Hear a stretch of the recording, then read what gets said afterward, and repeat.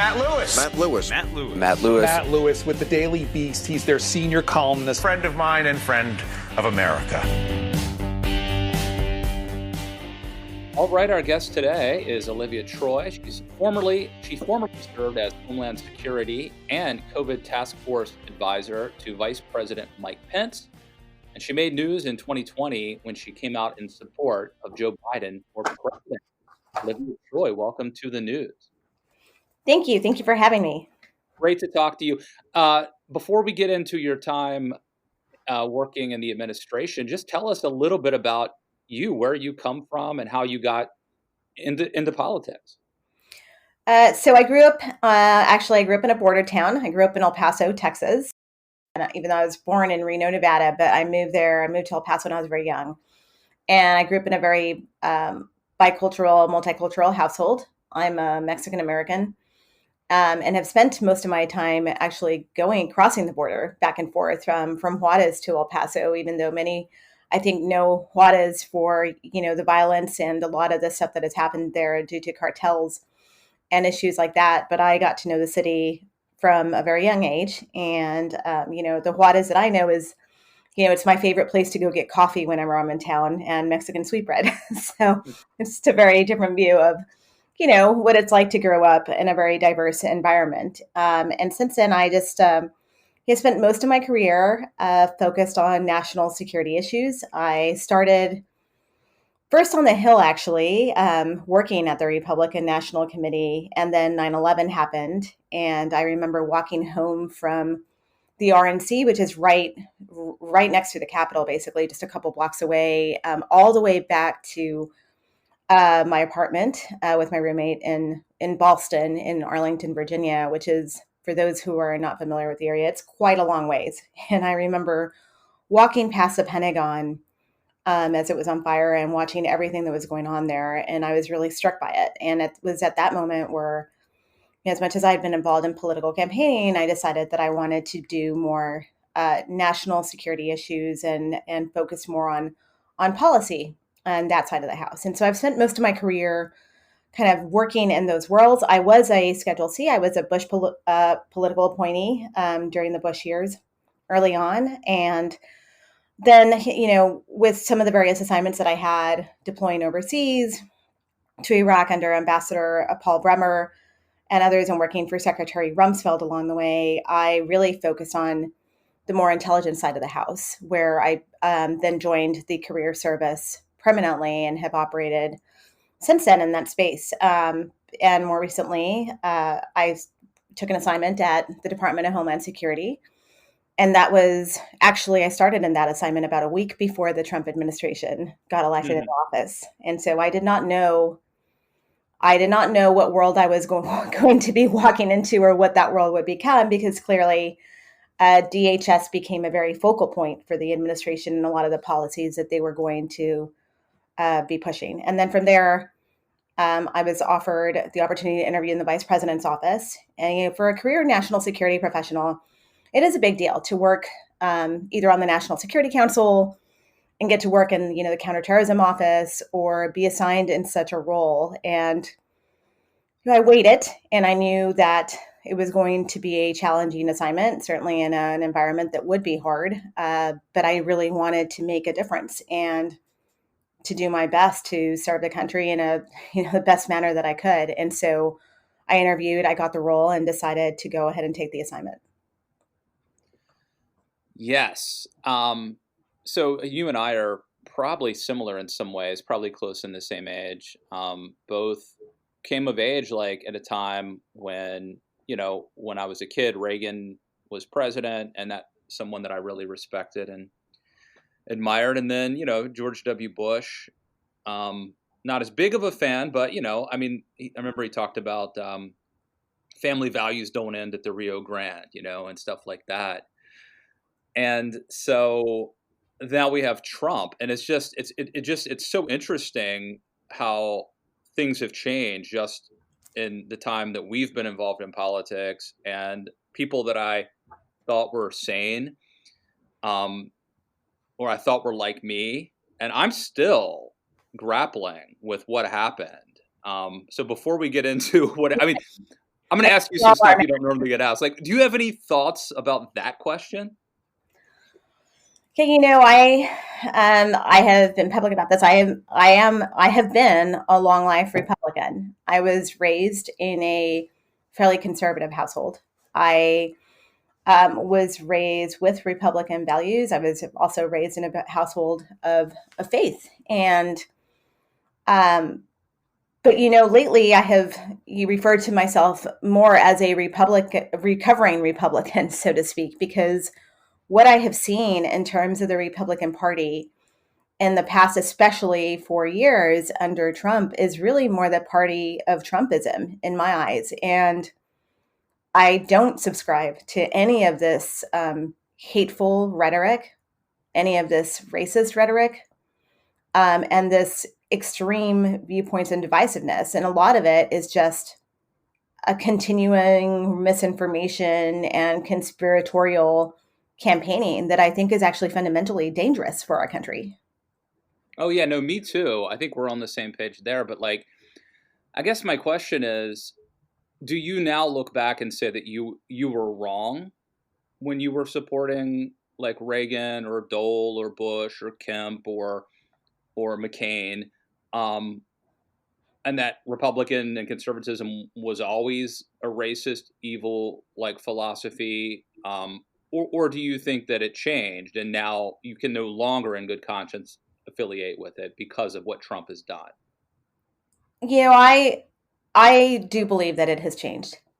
I think that the Republican values and conservatism of what it used to be and what that used to mean is not what the current Republican Party that has been basically influenced and overrun by, honestly, movements such as the Tea Party, which I also don't subscribe to. I am uncomfortable with the likes of Senator Ted Cruz and what they stand for. I gotta say that people like Representative Jordan, who I think is fundamentally a big part of driving this movement in the party. And so I think I have called myself a McCain Republican. I think John McCain was a patriot. I think he was willing to work with both sides of the aisle. He may not have agreed with a lot of the different policies, but he certainly did it in a manner that was respectful, and he was willing to work together for what he felt was right for the country. And I think that that is what is missing today, especially in the Republican Party. It's this sort of, I would say, negative stance that it's either their way or the highway in terms of this faction. So I think it has evolved into something that is very different than what the Republican Party was founded on. I actually wrote my college senior thesis on the Republican Party being the Lincoln Party, and the party where I felt a lot of the time stood up for minorities and Latinos, and I thought that there was a home for it, being a Latina myself. But I certainly don't feel that that is the case anymore. And, I'm getting older now, so it's been a good 20 years since I wrote that. And whether that was me just being hopeful and idealistic and believing in core values and principles and or not, then maybe that is it. But that sort of, I would say, value system of people like Reagan and Bush and McCain, I think that has died in the GOP. Yeah, I'm going to be wrestling with this for a long time, but I'm pretty much where you are. Let me ask you about, so if you're a young Republican and you're working like at the RNC and you're sort of a political person and you decide that instead of like working campaigns or being like a strategist, that you want to develop expertise in like, say, foreign policy or virology or whatever it is, like, do you have to go get an advanced degree in that, or can you kind of learn as you go? I mean, like Rick Grenell went from being I think, just a spokesman for people like, in national security folks, to actually being like an ambassador or something. Can you just become like a policy expert, or do you have to go through like some sort of process? No, I think what has unfortunately happened in a Trump administration is you have a very large group of unqualified people serving in roles that they really, quite bluntly, have no business serving in. And I think, if you're a practitioner, it is fair to say that, you don't necessarily need a degree in political science or international affairs to work in the field, or, cross over to national security, or work in the intelligence community, or operate in foreign affairs or foreign policy in that space. But you do want to gain that experience, and you should work in the field. And maybe you majored in biology, but, just end up working as a foreign service officer. But all of that is living in the real world and experiencing and learning from practitioners around you, and living the experience of working in these agencies and deploying overseas, and really understanding the foreign policy making process, right? And the national security apparatus. And these government institutions exist for a reason, right? I mean, there is a national security process, which, whether the Trump administration has utilized that at times or completely disregarded it at times is a different story, but it does exist. And so I think when you get people like Rick Grinnell who suddenly get appointed to really high positions, or, let's be honest, Chris Miller is the Secretary of Defense. He certainly has a military background, and I knew Chris Miller when he was the senior director for counterterrorism in the White House. But there were many people in the national security space who really thought he was in over his head, especially given the dynamics that he was facing. And, he had Kash Patel as his deputy. I have worked with Kash Patel. I don't know that he has the best integrity. And this is someone who is very connected to David Nunes. And, but we're in a world where David Nunes was given the Medal of Freedom, or being given the Medal of Freedom. Yeah, it's crazy. Now, there was you resigned from the administration. Then they said they fired you. And you just said how you actually started working in government, in your position, like before you knew if Trump was even going to be president, right? You could have been working for a Clinton administration, correct? Correct. Okay. So, but there are other people that I wonder about that have become sort of heroes of the resistance, right? Like Anthony Scaramucci. Like, my guess is if Anthony Scaramucci, if things had gone okay, like if Trump had kept him on as communications director, he would still be supporting Trump. And his, emergence as a hero of the resistance is more a product of like opportunism than principle.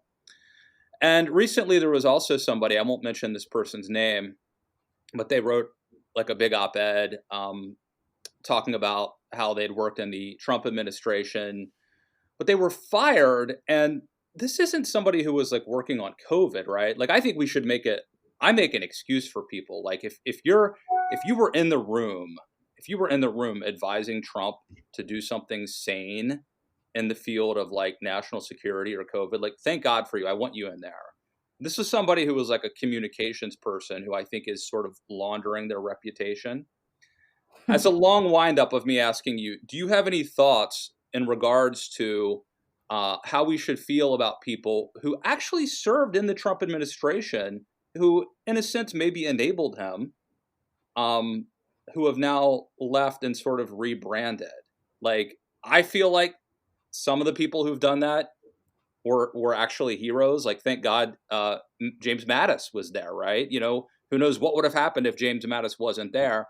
But I feel like there are other people who are like latching onto the cottage industry of the resistance, mainly because it's now convenient.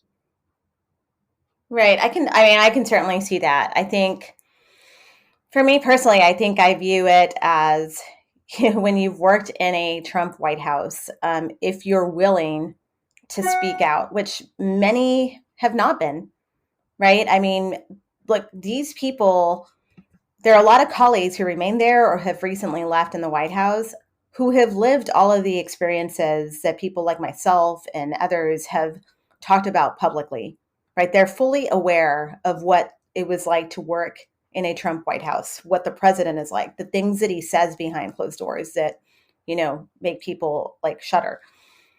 And so I think that it's a tough call, right? Because there is sort of, I can see a viewpoint of, well, this is opportunistic. You leave, you kind of try to rewrite your own history and separate yourself from this. But I do think that in a moment that mattered, I think it was important for these people to speak out. And I think that there is value in that, because I think obviously we're in a very divided country where President Trump still got a pretty large portion of the vote, shockingly to me, right? Yeah, it's like, what does the guy have to do to lose? You know what I mean? It's like, if he woke up and said, I really want to be gone, I have to lose, he wouldn't have done anything different, and he still almost wins. I mean, that's the thing. And so I think that I have to respect those who are going to try to take a stand eventually in whatever moment that they choose against us, when they decide, like, I have to do everything I can to stop this. And I guess that's the perspective that I come from on it, right? And I will say that it was like watching like the Scaramucci's and the Lincoln Project and all of those organizations that were out there told me that I was not alone at times. And trust me, it is a very lonely place sometimes in the White House when you're in the middle of the chaos in a very toxic environment where you're watching your back every single day. And that is really what it was like. And knowing that if you make one false move, especially for someone like me, you're a deep stater, right? That's what we all were. And by false move, I mean, sometimes, you're in the room and you're speaking the truth, or you're standing up for something, or you're trying to, be the practitioner in the room and say, well, this is why this is a bad idea, and what the implications of making that decision could be. And even doing that factually, you're still walking a fine line where there are some people in the room who are going to walk out of that room and run, their voice through the rumor mill that you're part of the deep state. And this is what, Olivia or someone else in national security did today. I mean, that is sort of the culture of what it was like. And so, it's hard. Yeah, and I think, people might say, like, well, attacking Trump is popular. Well, yeah, it is out in the real world. But, like, if you were in high school, that becomes your reality. Or if you were in prison, like, that becomes your reality. And, like, I assume that being in this administration was similar to that dynamic where, like, if you weren't 100% on board, at some point you probably start to, like, lose perspective of what it's like in the real world outside of those walls. Right. And it's certainly, speaking out, I will say it comes with consequences, right? There is a whole group of people out there who still believes that everything that the president says.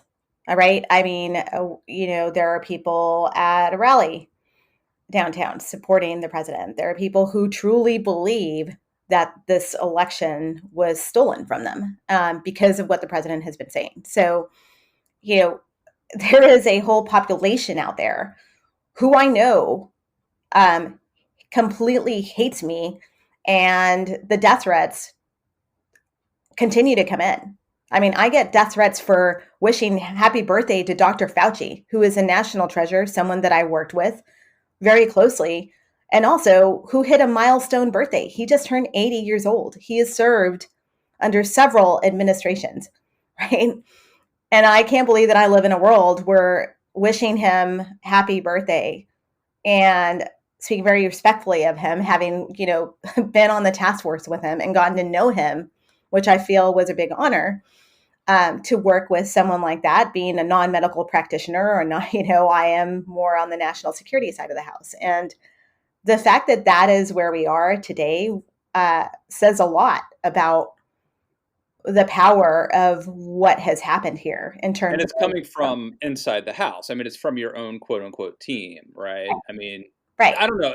Do you still, I hate to go back to this, but like, do you have something of an identity crisis? Like, you're no longer being a Republican? Like, it has to be weird. Like, maybe you would have thought if you were doing what's right and the left was coming after you, well, that might have been, it would have still been weird as someone who was like, in the role you were in, but like, at least that would have been expected. But for it to be coming from people who are supporting a Republican president is just bizarre. Yeah, I mean, it is. I feel like I don't really have a home anymore, right? I am more moderate. I am more center. I am probably, I would say, right of center, slightly right of center now these days. And it is hard because I still, I hear it from my own friends who were Bush appointees, some of them who are still supporting Trump, despite the fact that I know that they don't necessarily believe in everything that he's doing. And so I'll get the comments from them and I'll get the pushback, and they get upset when I take a stand on some of the movements that are Trumpism and the party's base, right? I mean, I am a national security person. I do not support far right and white supremacists, and I think that domestic terrorism is on the rise in our country, and I think it's very dangerous. And I do think that a lot of it has been incited by the fact that this White House has not been willing to condemn these types of groups. In fact, they have enabled them in many ways by some of their statements and the things that they have done. And I have Republican friends who get angry when I talk about that.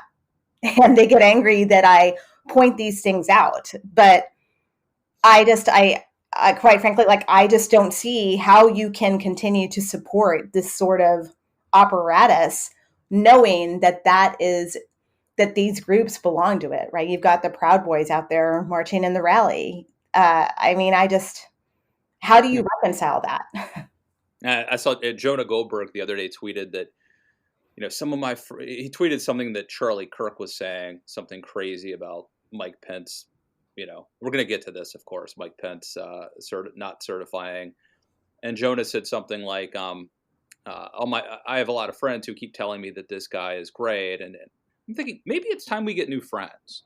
I mean, I've never been one that believed in like letting politics interfere with relationships, but we may need new friends. Let me ask you about working on that. Yeah, we need a support group, man. It's a process. What was it? So what are these people like? I mean, I met Donald Trump once. I've been in the room with Pence a couple times. Like, when I say in the room, like he was giving a speech or something. One time at the Club for Growth, one time at the March for Life dinner or something like that. Probably at CPAC, but that doesn't count, right? There's thousands of people. I've never talked to Mike Pence. What are they like in person? It's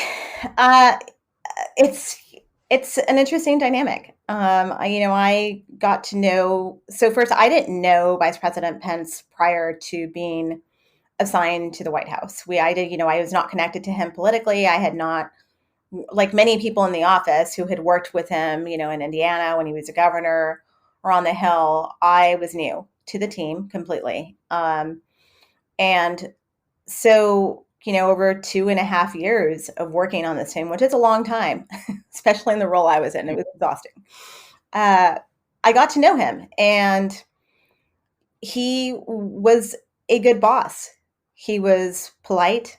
He was kind. He listened to me at times, and he was reasonable. And so that is the Mike Pence that I got to know. someone who was compassionate and understanding, and the way he was as a human being, right? And I may not have believed or subscribed to all of his views, but I was there to serve as his, in a national security role, and that was really the lane and space that I operated in. And in that space, I saw him respected, and he respected the fact that I knew my role and I did it well. And so it is hard to watch, some of the dynamics that happen behind the scenes in the White House, where I do think that he was put in an impossible situation, especially during the COVID task force and the pandemic. There were a lot of times where it was frustrating for us who were on the task force to be making decisions. And it was just a very challenging time during a crisis. And then to have the president out there speaking boldly and playing down the pandemic and calling it hoax, which was making our job even harder, right? Because he was creating division between the country. And unfortunately for the vice president, his boss was Donald Trump. And he every day had to walk that line with him. And I saw it firsthand. I saw the vice president be frustrated at times, and I saw him call, governors and work across the aisle. But as time went on and this election year, started to really gain momentum, and we were in it was an election year, they were in the middle of campaigning, I did see a shift in Mike Pence and the people around me. And it became more about winning and staying on the Trump train and securing the reelection than it was about doing the right thing. And that was hard.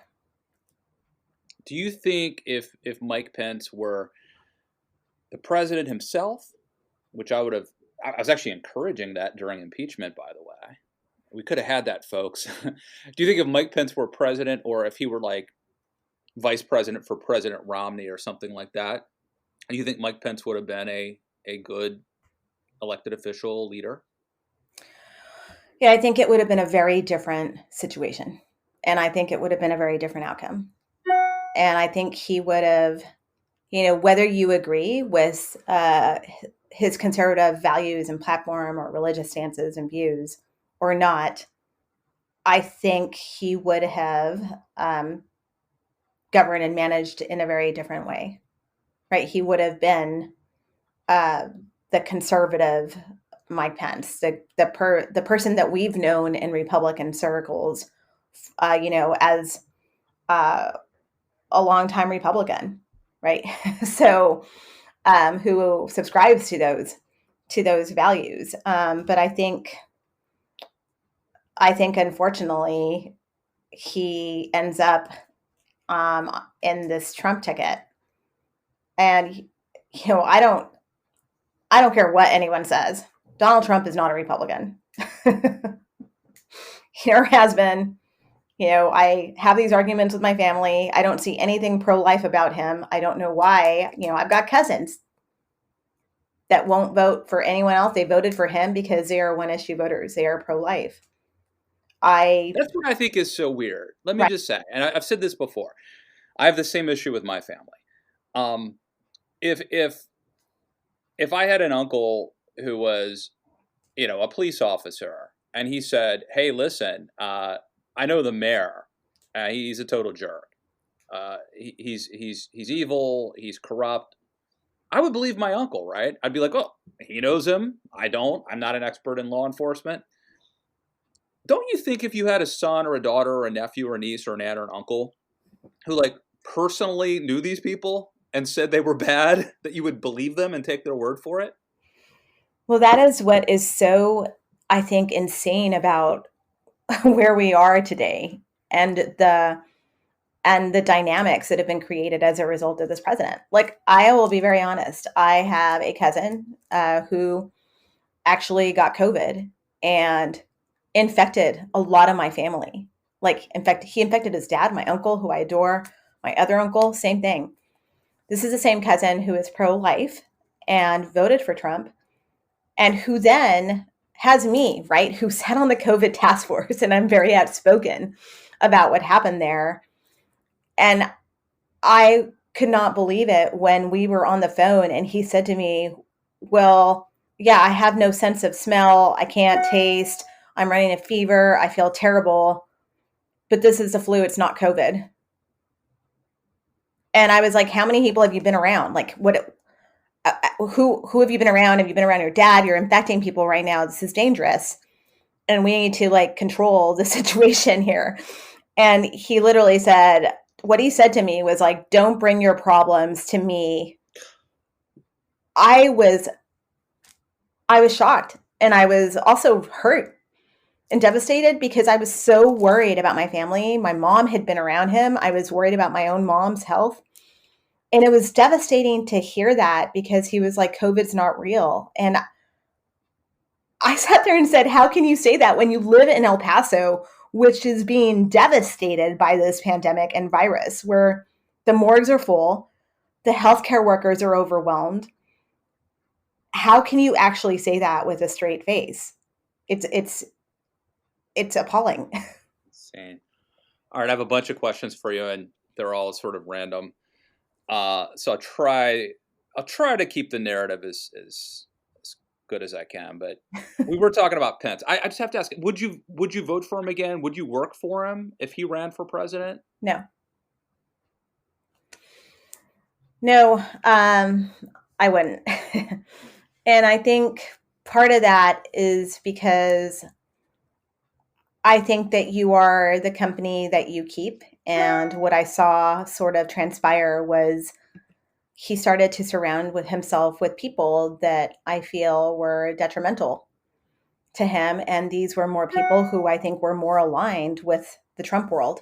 And I think at certain moments, especially as things got harder, I think Pence is a non-confrontational being. I think from what I understand, and I've spoken to other people who have served as his previous chiefs of staff, he's not known for having the strongest backbone or being the most confrontational person. And there were several moments that were very hard for me serving on the national security team, for example, where I worked on the El Paso shooting, which is my hometown. And it was very clear that this was someone who had acted in an act of domestic terrorism. And he had a manifesto. And it was clear that he was going out and he was targeting Hispanics.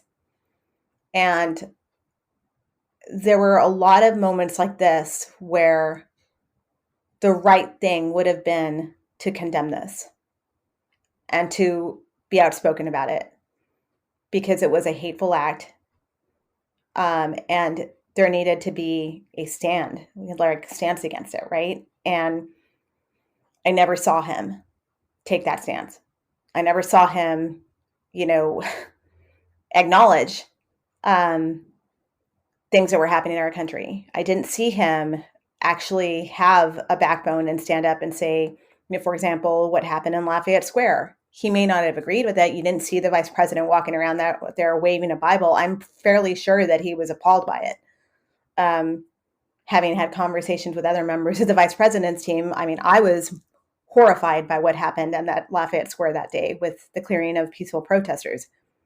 And I had walked around and seen the peaceful protesters firsthand. So there is no telling me that there was violence going on out there because I lived it. I watched it. I literally went back into the White House, and the next thing you know, bars walking around and all of this transpires, which was horrible.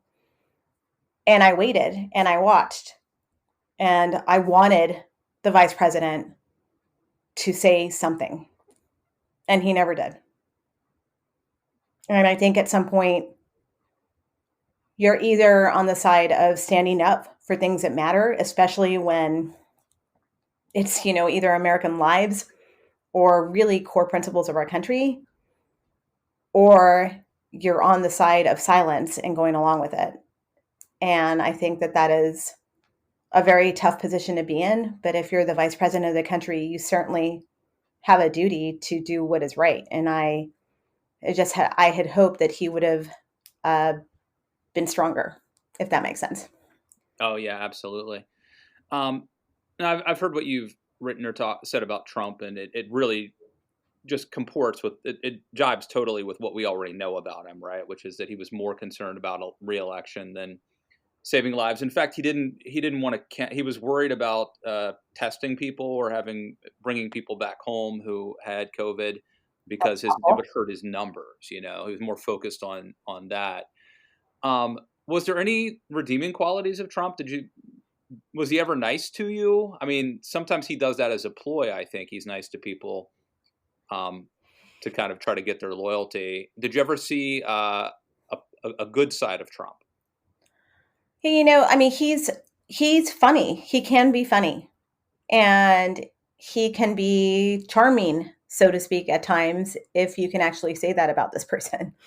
And so I can see why people gravitate towards him. He is a showman.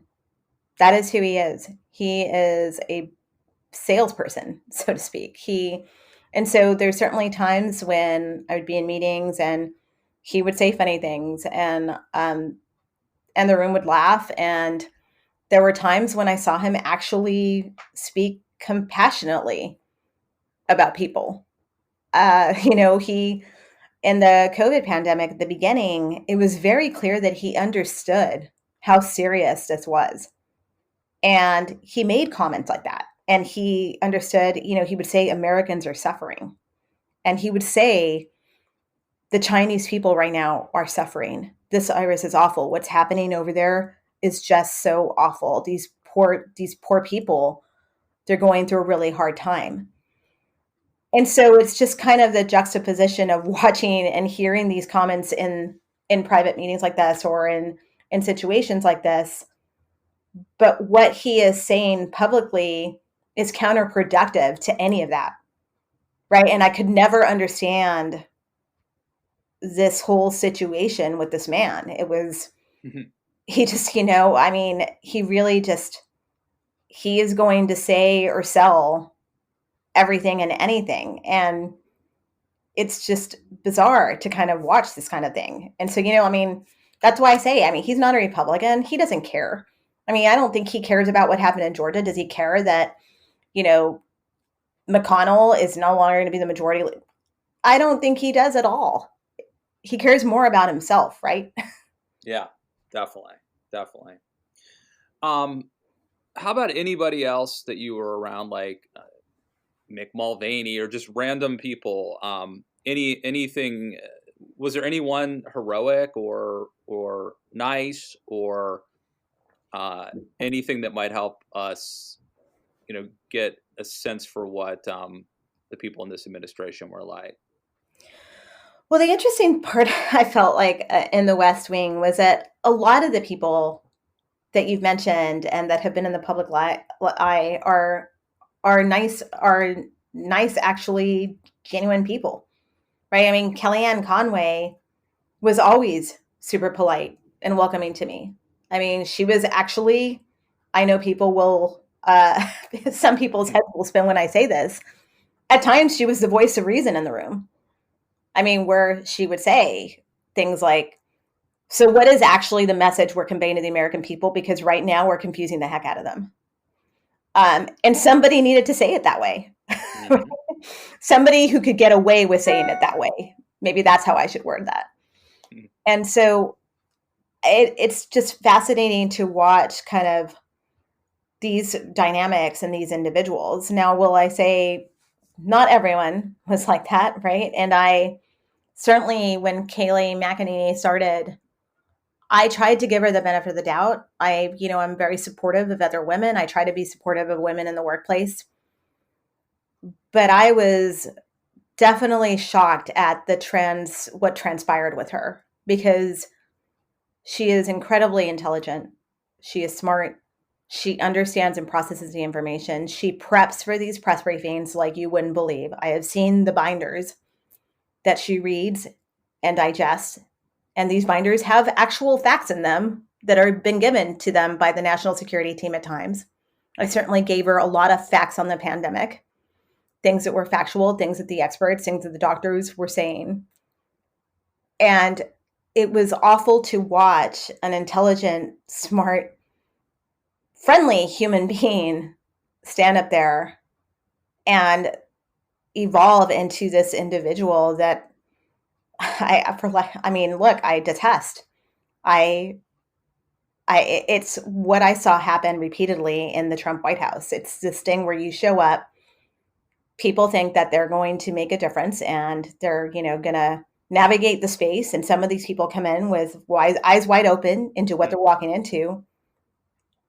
And the next thing you know, they are behaving in a very Trump manner, and they are part of this machine. That is scary. Let me ask you about regarding COVID. I mean, there's no doubt that Trump botched it, right? It's pretty obvious. Right. But it's a pandemic, and there are other countries that did, like France or something, that have had their problems, even though they behaved maybe more responsibly. How many would it have made a difference? I don't want to ask. I mean, I'll ask you, but you don't have to answer. But I'd just love to know, how many lives could have been saved if Trump had actually behaved prudently? I think it would have made a world of difference. I really believe that it didn't have to be this way. I know that it shouldn't have been this way. And there were a lot of experts there sitting at the table who had the best of intentions, who were doing everything they could. But when you start off in a situation that's already going to be hard, no matter who is in charge, right? No matter what administration would have been in charge, this would have been a very challenging crisis for our country. It remains that way. But what happened in this situation was that, one, we were not prepared for a pandemic of this magnitude. I mean, there was a pandemic playbook. There were exercises that were done before that I participated in previously. But the issue was that in these Crimson Contagion exercises, as they were called, nobody ever plans for the president to be the one outlier that's working against you. And when you have that, which is what happened in this situation, you're in a no-win situation, because the strings that are going to be pulled behind the scenes are going to be detrimental to anything positive that you do, right? And so the second he went out and created a divisiveness on the masks was the second we lost, because that is fundamentally just a basic thing that every American could have done at the very beginning. And we did that with the, 14 days to slow the spread, and then we extended it and it became 30 more days. So it was 45 days to slow the spread. And we actually saw numbers drop during that time where people were socially distancing. And that was the message coming from the White House. And then it was like the flip of a switch where suddenly it was like the economy is tanking. The president felt like the economy was his best asset to win the election, and all bets are off. Everything opens up. Let's pressure everyone. Forget the mask. Forget the social distancing. Let's just play the other side of it. And we're just going to play it down and pretend everything's going back to normal. And you can't do that with a virus that's like this and this deadly. You have to work together as a country. You have to work with the frontline workers. You have to work as a federal government. You've got to have the governor's backs. And that is not at all what transpired. I mean, you're seeing it happen still with the vaccine distribution. I mean, this is insane. We have a vaccine. It's amazing that we have 2 vaccines available in this short amount of time that the scientists and the doctors diligently worked so hard to develop, and we can't get them out. Indeed. Well, let me ask you about your other area that you worked on, which is national security, which is of course related. But what's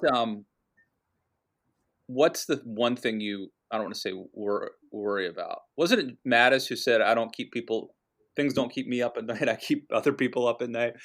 What's the thing? Let me phrase it a couple ways. One is, what would we be shocked to know? Or what is the hot spot or potential incident that would concern you the most?